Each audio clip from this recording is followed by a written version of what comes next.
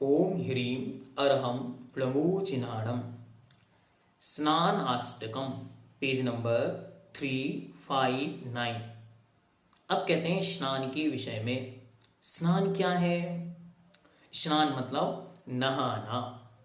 लेकिन दुनिया में, लोक में मान्यता है स्नान से शुद्धि होती है या स्नान के बल पर शुद्धि होती है। और इस कंसेप्ट के चलते दुनिया में लोग अनेक प्रकार के स्नान करते हैं। लेकिन वास्तविकता यह है, स्नान कभी भी शुद्धि नहीं कर सकता। क्यों? बहुत अच्छी तरह समझो। यदि स्नान से शुद्धि होती तो सबसे पहले तो मगरमच्छ मोक्ष चले जाते, सारी मछलियां, कछुए, मेंढक सब मोक्ष चले जाते। 24 घंटे नदी में पड़े हैं।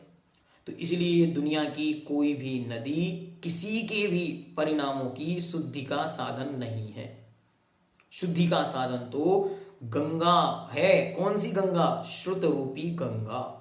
आइए उसी कंसेप्ट को आज यहां क्लियर करते हैं। जिस शरीर की समीपता के कारण उत्तम माला आदि छूने के भी योग्य नहीं रहती। हाँ, ध्यान से सुनो।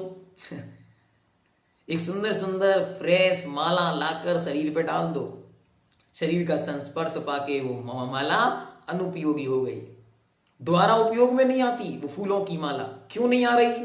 क्योंकि वह शरीर इस प्रकार ही है। जो मल एवं मूत्र आदि से भरा हुआ है, रस एवं रुधिर आदि सप्त धातुओं से रचा गया है, भयानक है, दुर्गंध से युक्त है तथा जो निर्मल आत्मा को भी मलिन करता है, ऐसा समस्त अपवित्रताओं के एक संकेत ग्रह के समान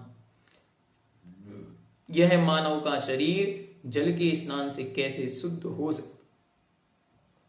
अर्थात नहीं हो सकता, चांस ही नहीं है। श्लोक नंबर 2।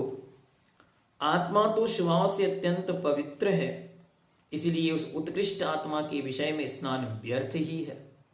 अब रही बात आत्मा की शुद्धि की, तो आत्मा स्वभाव से शुद्ध है और स्नान का उसको कोई प्रयोजन नहीं। शरीर स्वभाव से अपवित्र ही है, इसलिए वह भी कभी स्नान के द्वारा पवित्र नहीं हो सकता। देखो कितनी अलौकिक वस्तु है। जिसके स्नान की बात कर रहे हो वह कभी पवित्र नहीं होता, स्वभावतः शुचौकाय। इस प्रकार स्नान की व्यर्थता दोनों प्रकार से सिद्ध होती है।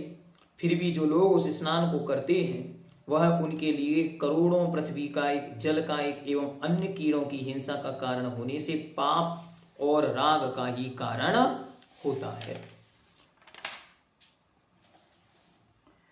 श्लोक नंबर 3। चित्त में पूर्व के करोड़ों भवों में संचित हुए पाप कर्म रूपी धूलि के संबंध से प्रकट होने वाले मिथ्यात्व आदिक रूप मल को नष्ट करने वाली जो विवेक बुद्धि उत्पन्न होती है, वास्तव में साधु जनों का वही स्नान है। बाहर के नहाने की आवश्यकता नहीं, अंतरंग में जो विवेक उत्पन्न हुआ है वही स्नान है। इससे भिन्न जो जलकृत स्नान है वह प्राणी समूह को पीड़ाजनक होने से पाप को करने वाला है। उससे ना तो धर्म ही संभव है और ना स्वभाव से अपवित्र शरीर की पवित्रता ही संभव है। अभी तो पाप का बंध और हो गया, अब उससे क्या होगा? तो तदरूप भोगना और पड़ेगा। 4 नंबर। हे विद्वानों, जो परमात्मा नामक समीचीन तीर्थ सम्यक ज्ञान रूपी निर्मल जल से परिपूर्ण है, शोभमान सम्यक ज्ञान रूपी लहरों के समूह से व्याप्त है, अविनश्वर आनंद स्वरूप अनंत सुख सत्य से मनोहर है तथा समस्त पापों को नष्ट करने वाला है, उसमें आप लोग निरंतर स्नान करें। समीचीन सम्यक ज्ञान रूपी तीर्थ स्वाध्याय, उसमें रोज स्नान करो। बाहर के स्नान अनादि से चल रहे हैं, अंतरंग का स्नान एक ही है, श्रुत ज्ञान, सम्यक ज्ञान। व्यर्थ के परिश्रम से व्याकुल होकर शुद्धि के लिए गंगा की ओर क्यों दौड़ते हो? अर्थात गंगा आदि में स्नान करने से अंतरंग शुद्धि नहीं हो सकती, वह तो परमात्मा के स्मरण और उसके स्वरूप के चिंतन आदि से ही हो सकती है। अतएव उसी में अवगाहन करना चाहिए, बार बार प्रभु स्मरण करो, वही शुद्धि है। श्लोक नंबर 5। पापी जीवों ने ना तो तत्वों के निश्चय रूप पवित्र नद अर्थात नदी विशेष को देखा है और ना ज्ञान रूपी समुद्र को ही देखा है। वे समता नामक अतिशय पवित्र नदी को भी कहीं नहीं देखते हैं। इसलिए वे मूर्ख पाप को नष्ट करने के विषय में यथार्थभूत समीचीन इन तीर्थों को छोड़कर तीर्थ के समान प्रतिभासित होने वाला गंगा आदि तीर्थाभासों में, जो तीर्थ के जैसे हैं लेकिन तीर्थ नहीं है, में स्नान करके संतुष्ट होते हैं। वास्तविक तीर्थ तो सम्यक ज्ञान है, वास्तविक तीर्थ तो समता है, उसमें आज तक नहीं नहाया और दुनिया के सारे तीर्थों का परिक्रमा करके आ गया। श्लोक नंबर 6। संसार में वह कोई तीर्थ नहीं है, वह कोई जल नहीं है तथा अन्य भी वह कोई वस्तु नहीं है जिसके द्वारा पूर्ण रूप से अपवित्र यह मनुष्य का शरीर प्रत्यक्ष में शुद्ध हो सके। आदि अर्थात मानसिक कष्ट, व्याधि अर्थात शारीरिक कष्ट, बुढ़ापा और मरण आदि से व्याप्त यह शरीर निरंतर इतना संतापकारक है कि सज्जनों को उसका नाम लेना भी असाह प्रतीत होता है। श्लोक नंबर 7। यदि इस शरीर को प्रतिदिन समस्त तीर्थों के जल से भी स्नान कराया जाए तो भी वह शुद्ध नहीं हो सकता है। यदि इसका कपूर व कुमकुम आदि के द्वारा उपटनों के द्वारा निरंतर लेप भी किया जाए तो भी वह दुर्गंधता को धारण करता है, तथा यदि उसकी प्रयत्न पूर्वक रक्षा भी की जाए तो भी वह क्षय के मार्ग में ही प्रस्थान करने वाला है, अर्थात नियम से नष्ट होने वाला है।